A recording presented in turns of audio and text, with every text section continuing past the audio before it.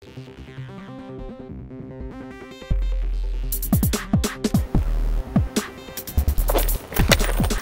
going on, man? Charlie the Buck. Check it out. Look what I got in my box today is going to be Edward Griffin. Let's get this video started. Check it out, people. Remember last week I told you guys about that term I wanted you guys to look up, collectivism? I learned it from him because I took the day off work. Like I told you guys, I take a lot of days off work to report the news to you guys. And I knew he was coming to speak at Fresno State, so I wanted to do my research on him. And when I learned about that phrase collectivism, that's when I shared it with you. So I asked this gentleman from the kindness of his heart to explain collectivism to you guys. So coming from the horse's mouth. Thank you very much, I really appreciate it. Okay. So can you just tell the people about collectivism? Okay, very good. Well, collectivism is an important word in our world today, and it's one that people aren't using very much. 80 years ago, books on political philosophy were loaded with that word. Everybody knew the word collectivism, but it's fallen out of disuse, fallen into disuse. So let's start from the beginning. Collectivism is a concept. It's an ideology of the proper function of the state. It's an ideology which says that the state should be all-powerful. All power to do everything. It's the organizer of society. It's the creator of all that's good, the solver of all problems, and that people should be subordinate to the state. So it's the concept of big, powerful government and small people who are supposed to serve the interests of the state. And it's got another quality to it. The quality is that the people are supposed to love it. They're supposed to like it because they believe that that arrangement is best for society. Yeah. Because it's the greater good for the greater number. If people do not have individual will, they're not troublemakers. We hear a lot about being a good team player and all that sort of thing. Yeah, yeah. And we are sort of programmed this way in our society. Exactly. You know? I told you guys that. Yeah, we're programmed to be team players. And so-and-so, well, he's too much of an individualist. He doesn't go along with the group. He's a little strange, all of that sort of thing. So we've been conditioned to think that to go along with the group and serve the group, the best interests of the group, is good for society. Well, it turns out that there are a lot of problems with that. And I know when I went to school, I was pretty well taught that collectivism is a good thing because it's based, the most fundamental principle of collectivism is that the group is more important than the individual. Yeah.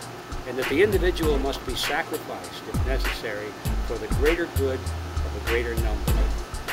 Now, if you think about that for a minute, it sounds good, but absolutely all of the great atrocities of the modern age, all of the aggressive wars that have been started, all of the genocides that are committed, all of the great crimes against humanity, the leaders of those crimes say, well, we did it because it was in the best interest of society, or the best interest of the state. And too bad about having to sacrifice those few people, but it was really, in the long run, for the good of all.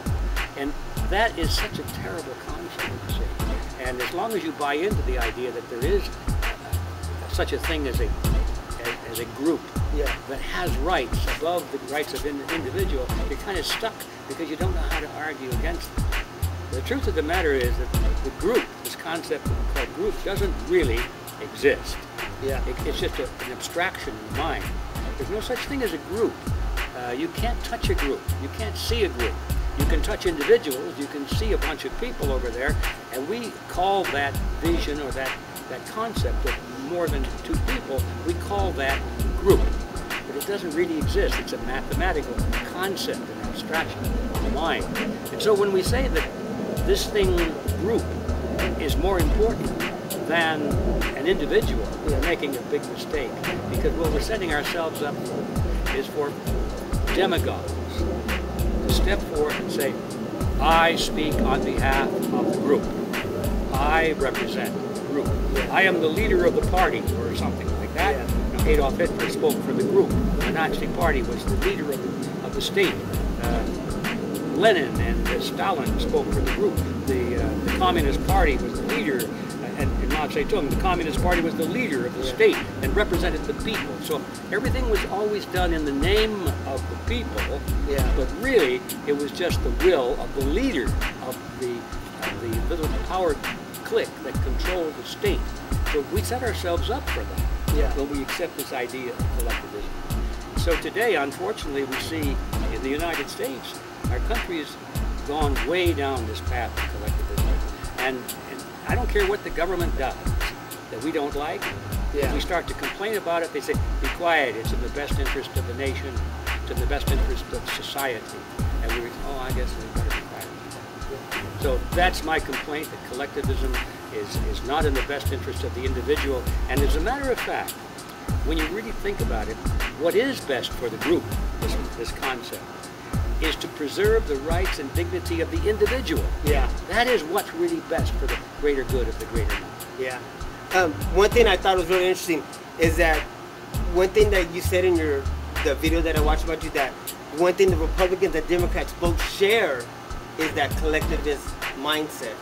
Well, yes, there's no question about it that the political system in America, divided between Republican Party and Democrat Party, is the same as almost in every other country in the Western world. We have the two major parties, and they battle with each other over relatively minor issues, but it sure seems like a big battle going on. Yeah. Big battle. But when you look at what the really important issues are, they're in total agreement. And this is sort of not by accident. They know that what they need to do is, well, let me back up again. There is a book written by a former professor at Georgetown University.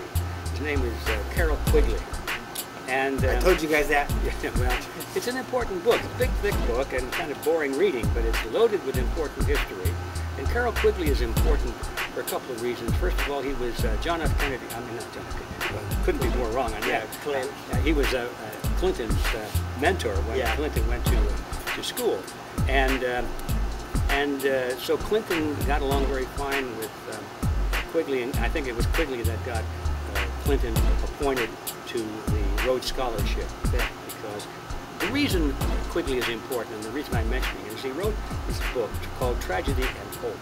I told you and Quigley was considered to be the historian of one of the most amazing real-life conspiracies the world has ever seen. It doesn't have a name. I mean, you talk about a conspiracy. These people decided originally, we're not going to have a name, guys, because if you have a name, people can talk about you.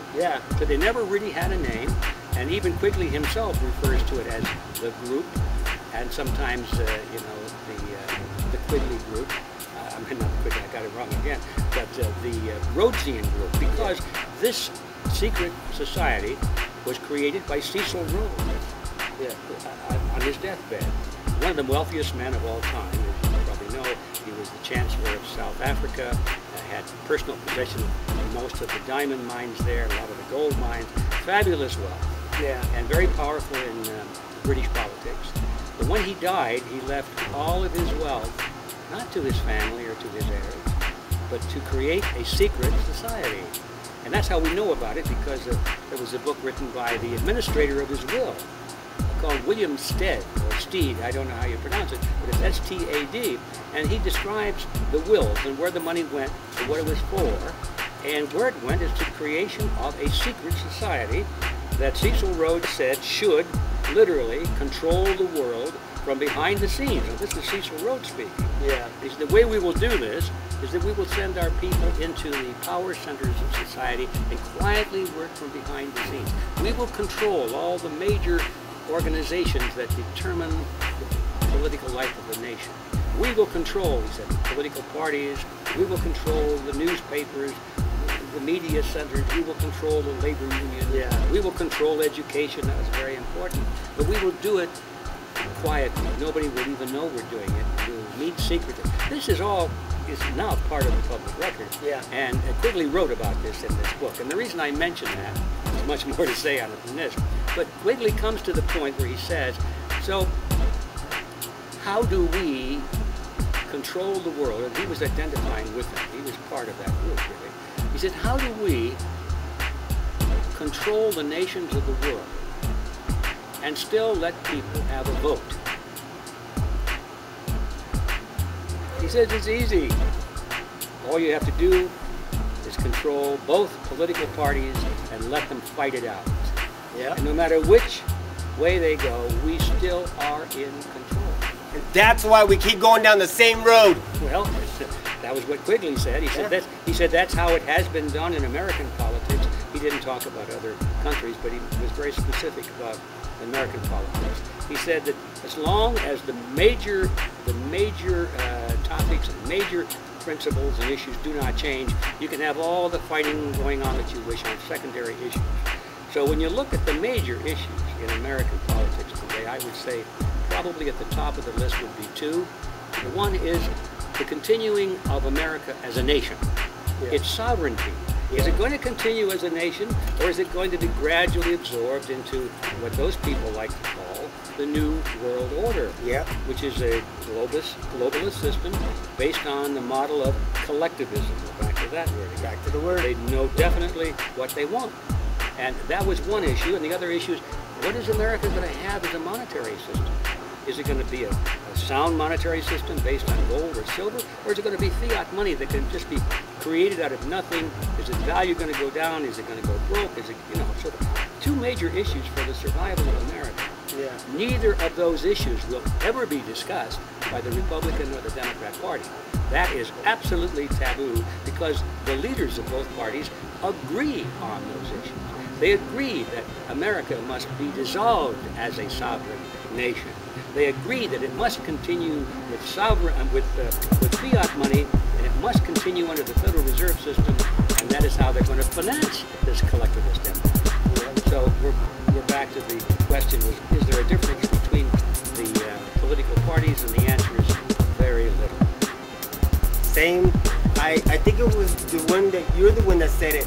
You got the left wing and you got the right wing, but what's the bird in the middle that's controlling it? The same ugly bird. And that bird is called collectivism. I want to thank you very much for your time. I really appreciate it and everything that you're doing. Well, thanks for what you're doing. Keep it up.